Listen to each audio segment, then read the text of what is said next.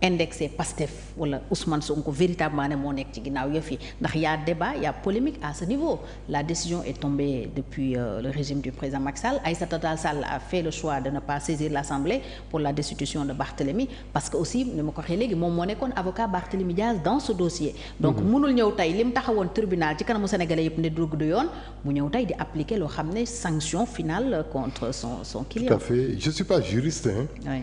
Les technique juridique et cetera fu mu nekk nii dootuma sonnal sama bopp ci loolu. Ok. Parce que la justice dañ koy utiliser nu mu leen neexee. ñoom les acteurs politiques. Ousmane Sonko dénoncé na ko. Diomaye dénoncé na ko. Macky Sall dénoncé na ko. Ablaye Wade dénoncé na ko contre Diouf.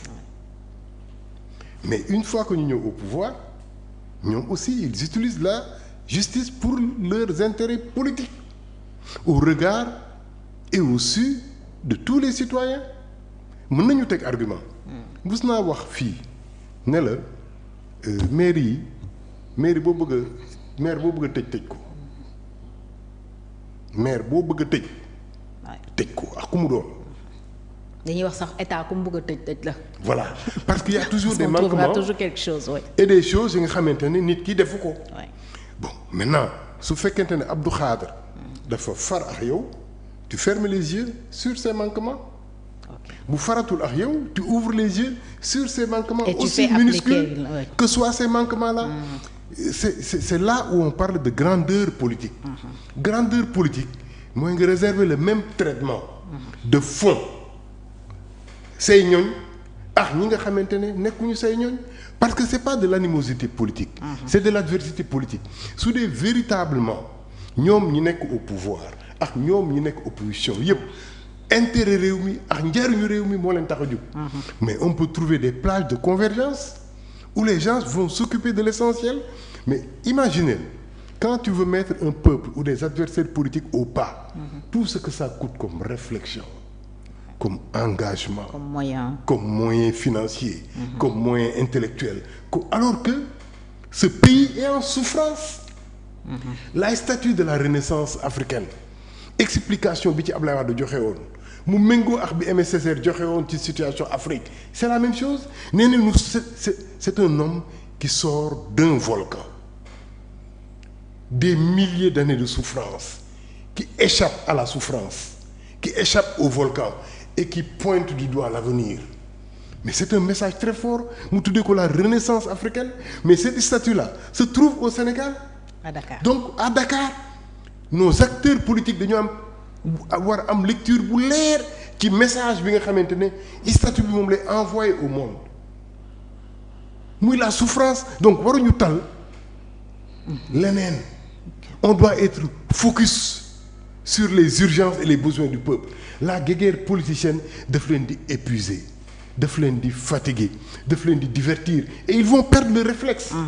Macky Sall kenn gënu ko xereñ ci politique mais dafa topp guéguerre politique bi ba il a perdu ses réflexes ba ci dernier temps yi suy jël décision le Sénégal le marchand ambulant le cag-cagman ñëppay comprendre mais kii moom rek moo dul comprendre. Et il s'est retrouvé à terre parce qu'il a perdu tellement d'énergie dans ces guéguerres politiciennes. Mais un nouveau pouvoir qu'on vient d'installer, tu viens de faire 6 mois, tu ouvres autant de chantiers inutiles pour xeex benn Farba Ngom du fi nekk vice-président, Barthélémy du fi nekk député, après je vais fermer tel organe de presse, je vais fermer parce que ñooñu aussi ay nit lañu, ils ne vont pas rester les bras croisés. Ils vont riposter à la mesure de leurs moyens. Mais riposte boobu xam nga ban forme lay jël. Donc c'est parti pour beneen cycle de crise. Mais bien sûr, parce que les gens ne vont pas rester bras croisés. Barthélémy il va continuer à se battre, Madiambal va se battre, quelqu'un d'autre va se battre, alors que man li ma doon xaar mooy ñu éteindre les foyers de tension, créer une convergence citoyenne autour du développement, autour de la renaissance, autour de tous ces problèmes qui constituent les vraies priorités des Sénégalais. Mais il perd du temps le PM, il perd du temps, c'est inutile. Na jël Barthélémy xëcc ko waayam la. Et doomu ndey Fatia. Oui. Barthélémy c'est un ami, je le connais. Ok. Waxtaan nañu ba tàyyi mais Barthélémy su doon wax ci Sonko. man damay taf sama gémmiñ. ndax daf ko naw. Barthélémy dafa fan Ousmane Sonko.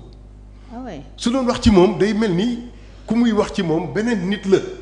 ok temps boobu man maa ko doon freiné. maa ko naan non mais attends seen waa ji ci opposition bi.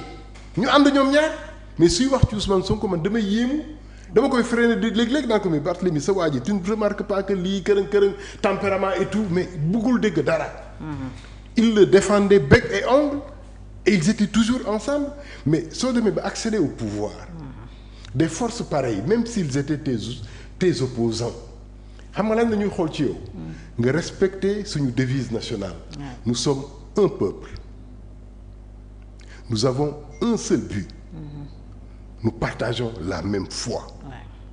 Puisque nous sommes un peuple mais da ngay jël geño gi nga geño tubéy bi c'est-à-dire li ñuy xamee un homme de pouvoir qui va réussir.